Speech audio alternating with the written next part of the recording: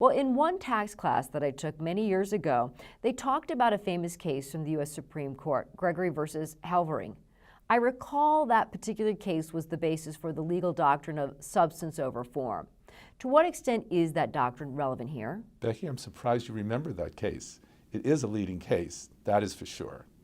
Form versus substance is a doctrine that is very basic to how the taxman reviews transactions. If anything, it's becoming more significant rather than less significant with the passage of time. And in fact, if you look at the transaction that we have here, where the taxpayer paid an amount in order to get out of an onerous lease, the fact is that in form, what you had was two pieces, namely an amount being paid to get out of the onerous lease, and secondly, an amount being paid to acquire the property. In the ABC case, what really happened was a payment to get out of an onerous lease and the payment to acquire the property.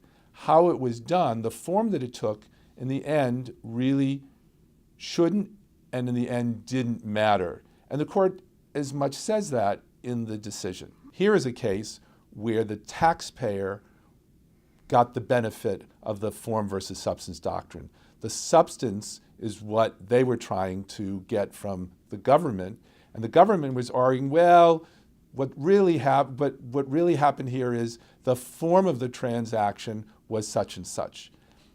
The government lost in this case, and the point of the matter is that the form versus substance arguments can cut either way. Just because it worked in this particular case for the taxpayer doesn't necessarily mean that as a result, form should govern over the substance.